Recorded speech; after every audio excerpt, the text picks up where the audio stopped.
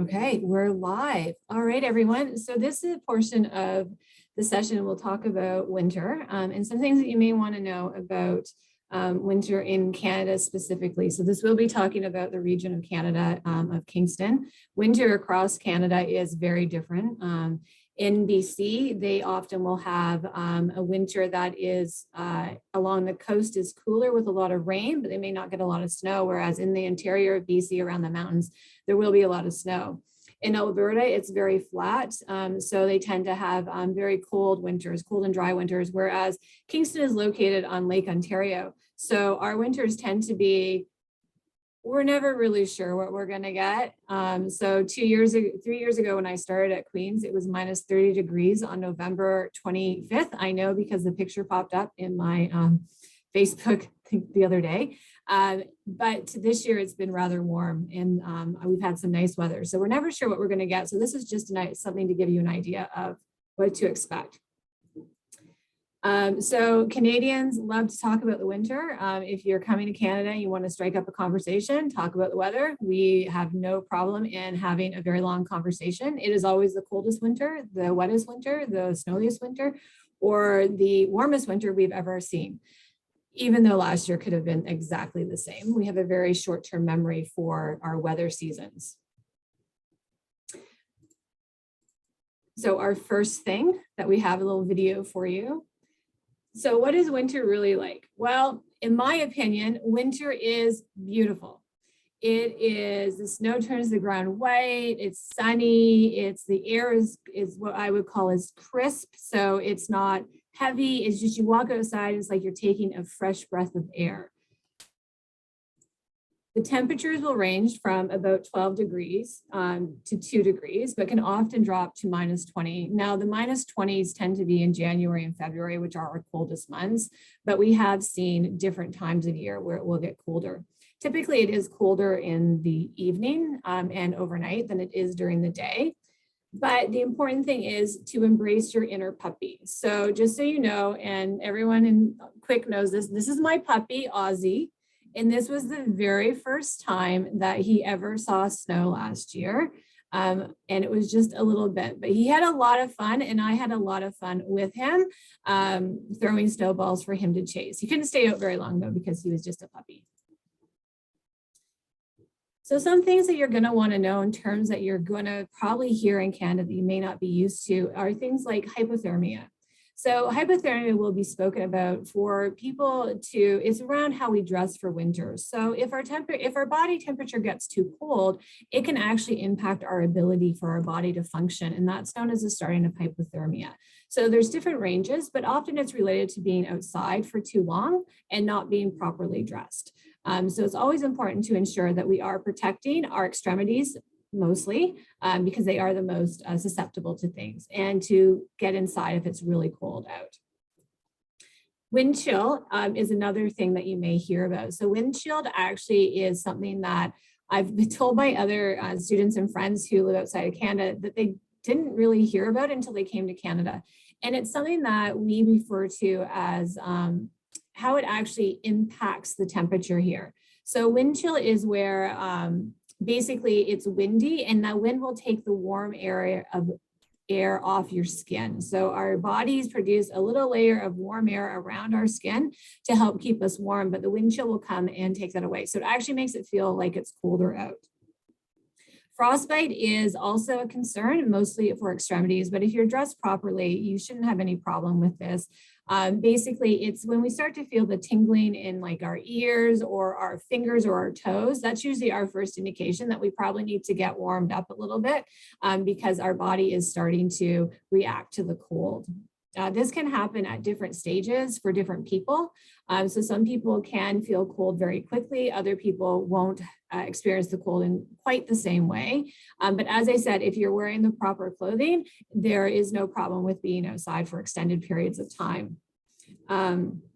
One thing that we do like to tell students who are coming to Kingston is because we have the lake really close, we often will have a lot of ice. So we'll have ice on our walkways and ice on our steps, and sometimes even icicles hanging from the buildings.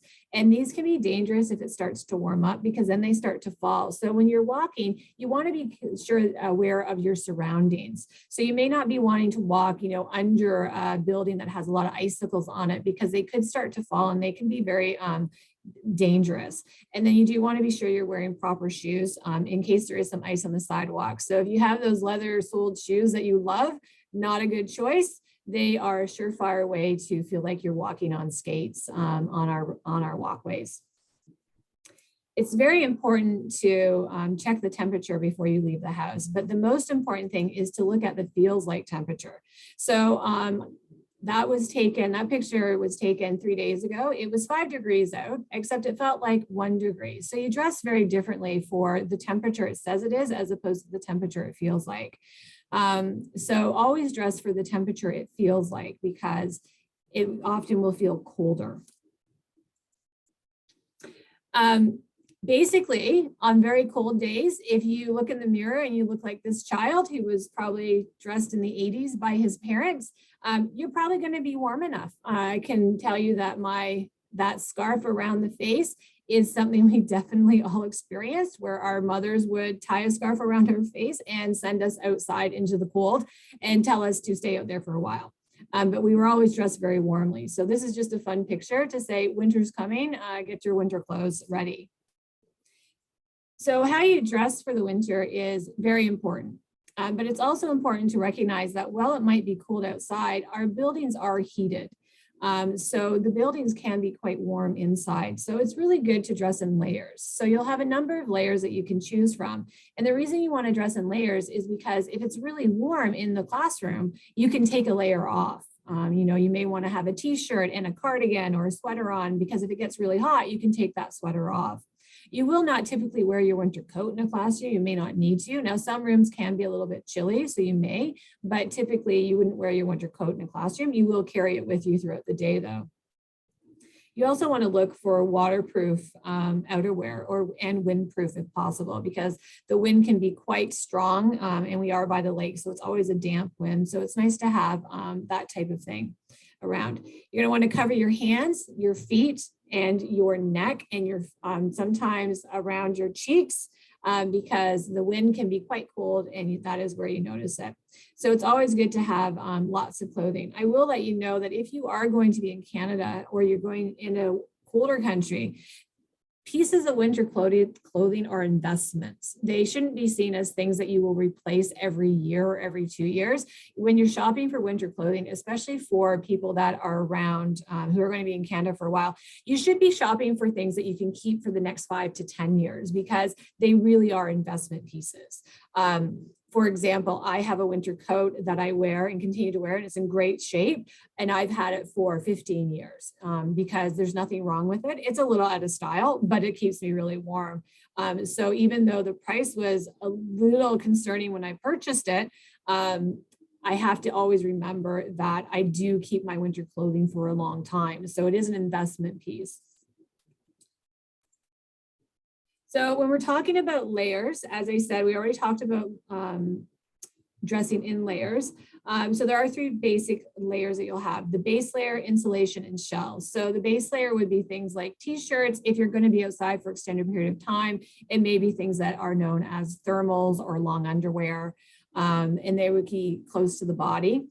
Insulation is basically our sweaters, our jeans, or our track pants. And then the shell would be the coat and the boots. Now, for most people who are going to be just going to class, you're probably not going to be wearing a base layer. You're going to be wearing more of a shell and your coats and boots. It is important. So in working with international students, especially from warmer countries, it's really important. It's a bit of a shock when you may come into your rental room and it feels really cold. Because it is a bit of a temperature shock. But the thing is that if we have our houses too warm, then it's a real shock when we go outside. So you may have to put on a sweater in your house, but it's good to keep the temperature between about 19 Celsius to 22 Celsius in the winter. It won't be that much of a shock. and you'll save some money. So if you have to pay for heat, you're going to want to try to keep it in that range because heating costs in Canada can be quite expensive. Now, some landlords will not allow you to adjust the temperature in your apartment or your room, so they will set it. So there's also things in the Landlord Tenant Act that will let you know how cold your room can be under the Landlord Tenant Act, which actually Adam King is probably going to discuss next week at the housing session. So there are some rules around how cold or how hot a room a landlord can keep a building. So as we already talked about base layers. So these are things that would keep by your skin. You probably won't wear them to school, but you may wear them if you decide to go on like a hike and you're going to be out for a few hours. Also on really cold days or days that it feels cold, you may want to wear a base layer under your jeans or under your clothes just for the walk to school, especially if you have a bit of a walk to school. Jeans are probably one of the coldest things you can wear, but they're so comfortable that we wear them all the time. So you may just want to buy a base layer to wear under them on really cold days. Costco, if you have a Costco membership or you meet someone who has a Costco membership, they tend to have a really good prices. Mark's Work Warehouse also offers really good clothing. And don't worry, this presentation is going to be shared and some of these stores are going to be mentioned there.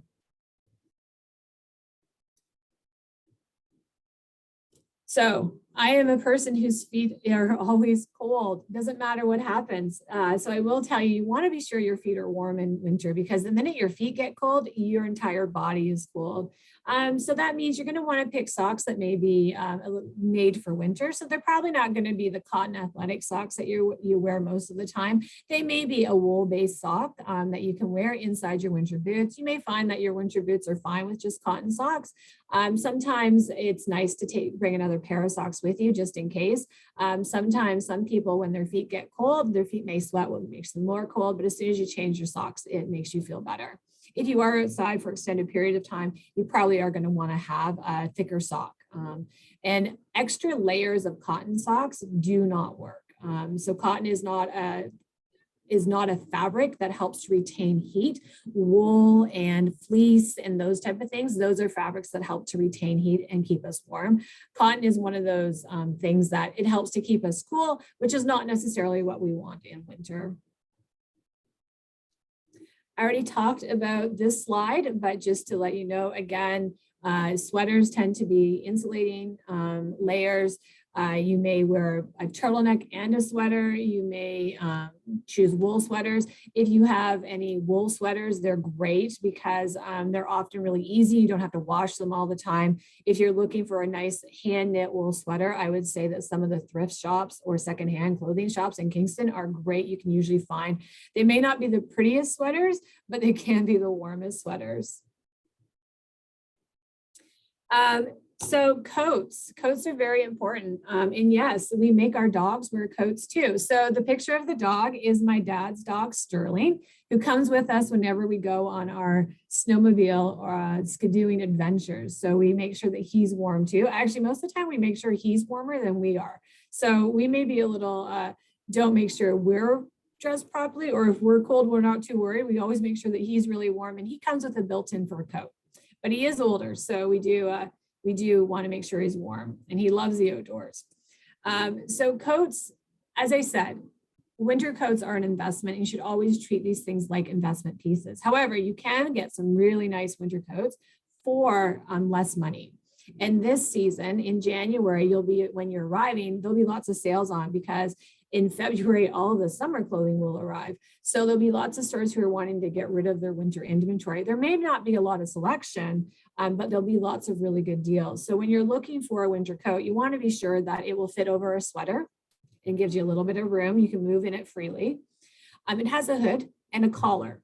And you also want to be sure that the zipper has a little cover at it at your chin because there's nothing like having a cold zipper hit your chin as you're trying to stay warm. Usually you want the cuffs to be around your wrist to be able to cinch up, and you want to look at the coat's temperature rating. So a lot of the coats that are available nowadays, they will have a temperature rating. So it will tell you about the temperature the coat is good to. So it may say like 5 degrees, 32, minus 5 degrees, minus 32 degrees, minus 15 degrees. So it's really up to you as to what type of coat you want. I will let you know that you probably do want a little bit of a longer coat, because a longer coat is better than a bomber coat. So what they call a bomber coat is one that just comes to your waistline. But the problem with that is that when you raise your arm, the coat rides up. So you may have some exposed skin, which isn't very comfortable.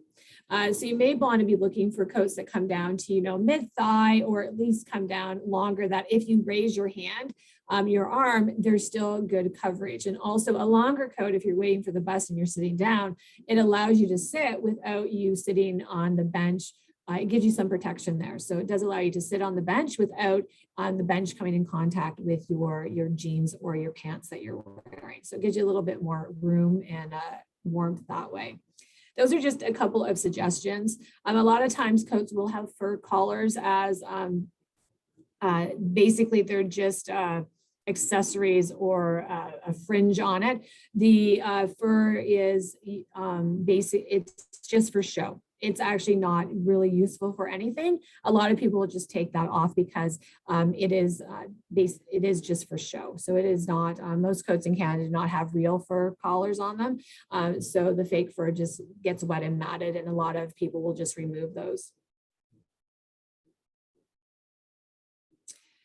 Winter boots. So we talked a little bit about keeping our feet warm, and the best way that we do that is to wear winter boots. So winter boots are really important. I actually just bought a new pair. My ones that I had for 3 years got a leak last year, so I had to get a new pair this year.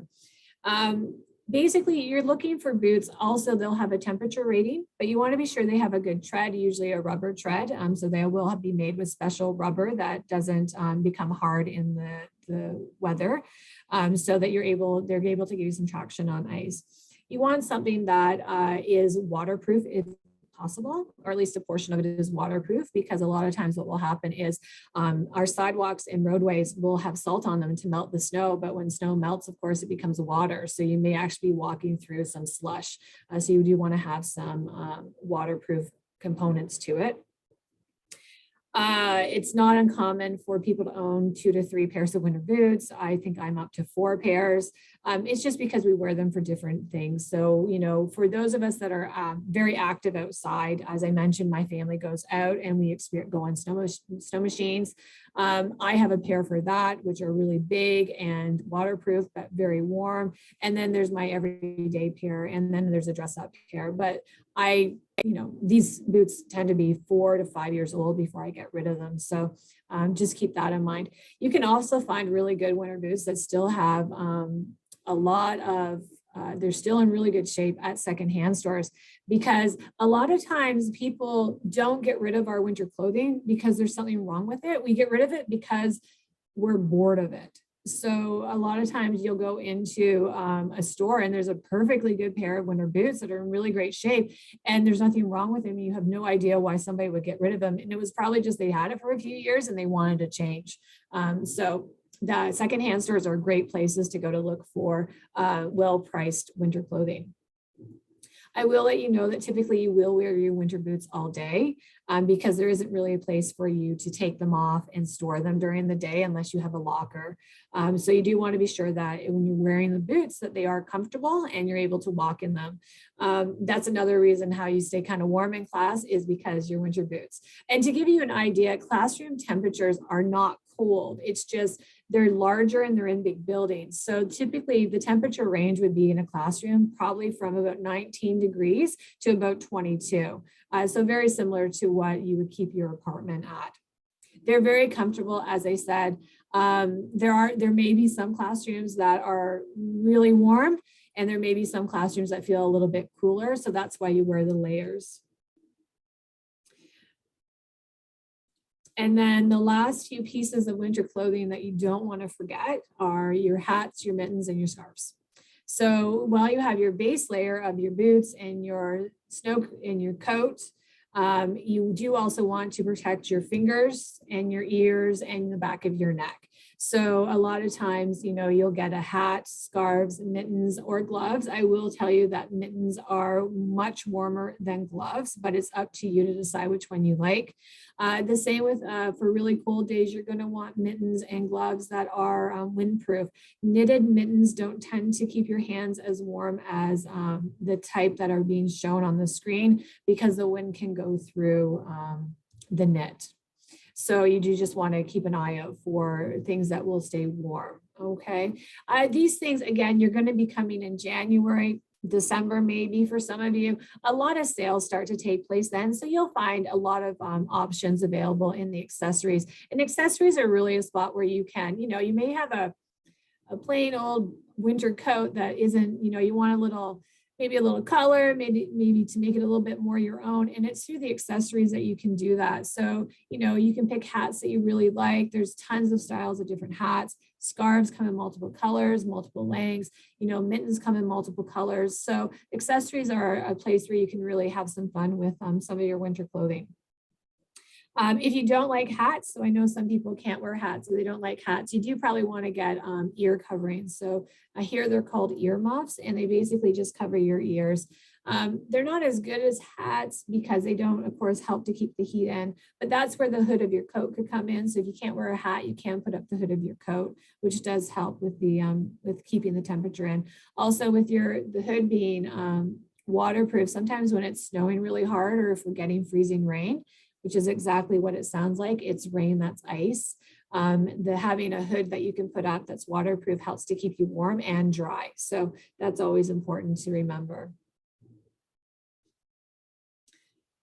So dressing for winter is really important, but then also how do you kind of stay healthy in winter? So if you've never experienced winter before, you come from a really sunny climate, it's going to be a little bit of a shift for you, dealing with, heat. So buildings being heated, the air can be a little bit different, a little drier.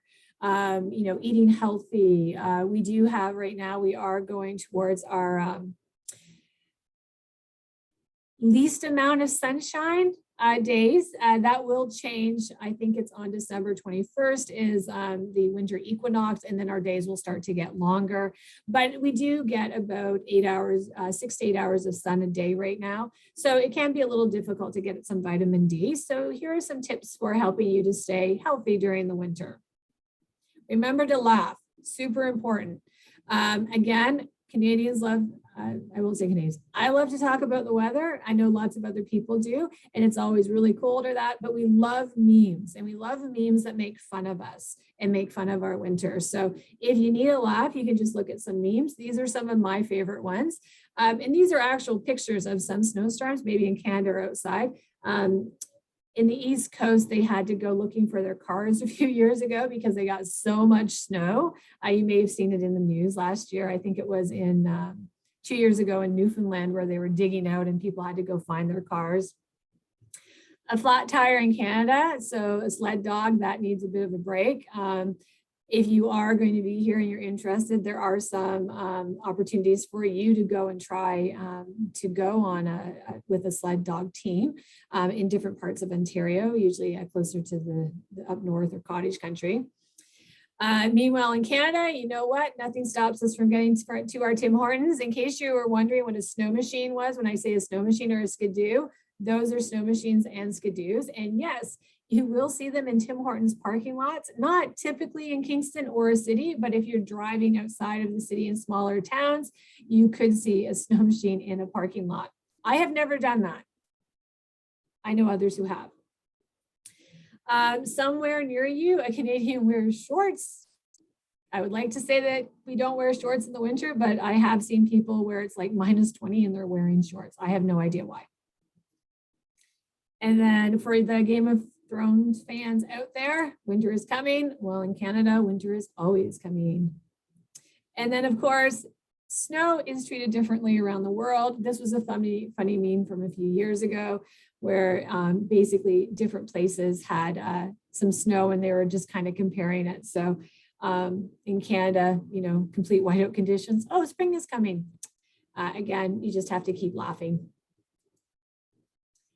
So as I was talking about staying healthy, laughter is a great way to do that. Making fun of the weather is an even better way to do it. But what you may experience a little bit is what we call beating the winter blues. So when it's been kind of, maybe it's been snowing. This first couple of snowfalls, if you've never seen it, they're going to be beautiful. You're going to think they're wonderful. But by February, you're going to be so sick of them that you just really want spring to come. And it's okay because everybody else is feeling exactly the same way. But there are things that you can do to help you cope with the changing weather, the ongoing snow. Now, we may not have a lot of snow this year, or we may have a lot. So it all depends. But really, it's about getting out there and getting active and staying active. So those are my best tips for you in helping beat the winter blues, is to try to stay as active as possible. Oops. There is something in Canada and in other places which is known as the seasonal affective disorder. So this is something that many people may experience specifically in the winter months, and it may be linked to the lack of sunlight. So if you think that you're experiencing seasonal affective disorder, I would encourage you to contact the Student Wellness Services. So as students at Queen's, you do have access to doctors and counselors on campus, and they're an excellent resource if you're feeling a little down and it just is prolonged and you're not really sure what's going on. So they're a great resource for you. Seasonal associative disorder, about 15% of Canadians will experience it. It can be very mild, and it can be something that may last or linger. And you really want to watch if it's lingering, because that's when you want to get help. So again, a lot of times it is referred to as the winter blues, but there is a specific name for it. So if you're feeling a little down and it's continues on, I would definitely encourage you, you can reach out to Arthur and I if you're not sure what to do, and we would be more than happy to put you in touch with Student Wellness Services. So of course, we've all learned during COVID that we need to wash our hands. So we continue to wash our hands. You will also be arriving during our cold and flu season. So there'll be a few different things that will be happening, and traveling can take a bit of toll on our bodies. So you want to ensure that you're staying healthy. So washing your hands is really important. Prioritizing sleep. So you always want to be sure that you're getting enough sleep. It does help us to stay healthy, helps our immune systems, and can also help our mood. And then, of course, exercise and get moving. You do also want to try to spend some time outside. So even though it's cold, sometimes it's really nice just to go for a short walk to enjoy it. I will say that if you've never experienced it, the day after the snow falls and maybe the sun is shining and the snow is crunching under your shoes, that's always a fun day to go for a walk. You do want to be careful when you're going for a walk in case the sidewalks haven't been cleared, but it makes things look fresh. So it is a really nice day to go for a walk. You want to stay eating your fruits and vegetables. So you want to be sure that you're staying healthy and eating a well-balanced diet.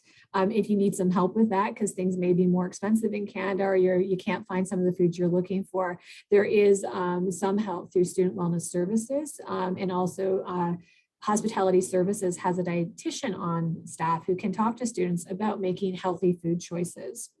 You may find that for the first time, your skin may be feeling really dry. So you may want to start using a moisturizer, a lip balm. You do also want to be wearing sunscreen. So a lot of times we do get sunburns in the winter, especially on sunny days, because the sun is coming down and that reflects on the snow and bounces back at us. So you may want to be sure you're wearing sunscreen and sunglasses. So yes, you can actually be all bundled up so that the only part of you that people can see is your eyes, and they're covered with sunglasses because it is sunny out. You can add moisture to the air if it's feeling dry. I've just given you a few tips there. The cheapest one is to hang your towel in your room after you shower and let it dry and add moisture back to the air. And then if you would like to get your flu shot when you arrive in Canada, you can contact Student Wellness Services and they will be able to do that.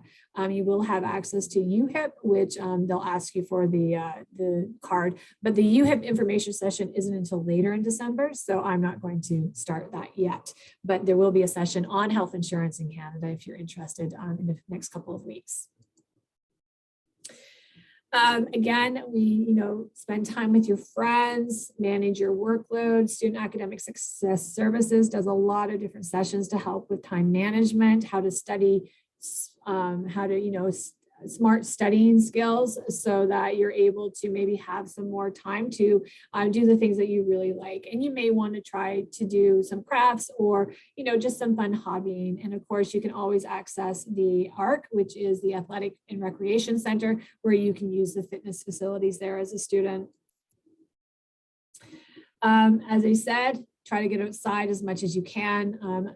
Some vitamin D is great. These are 2 pictures of trips that my family took on our snow machines. So as you can see, beautiful sunny days.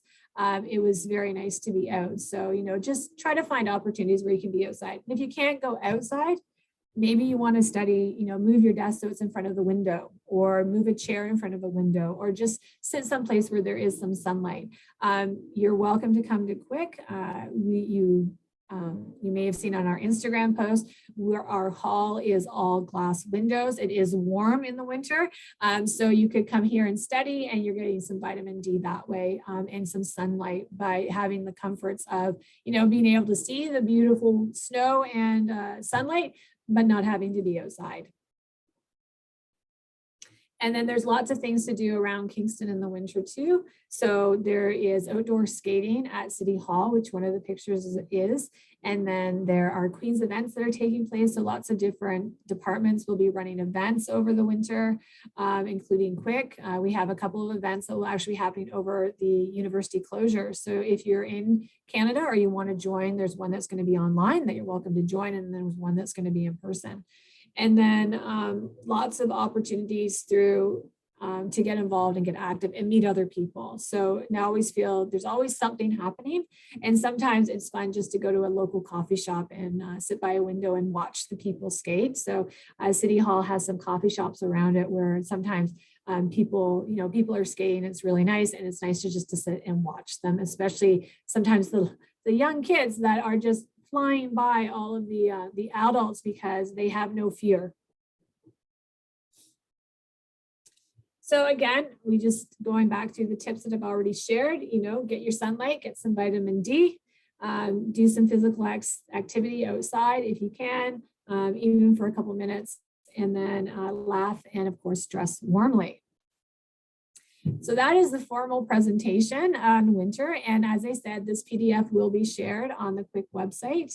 And yes, the recording will also be posted probably next week after I go through it. So now I'm going to turn off the recording and invite you to ask me any questions that you have. And when you ask questions, you are able to, oops.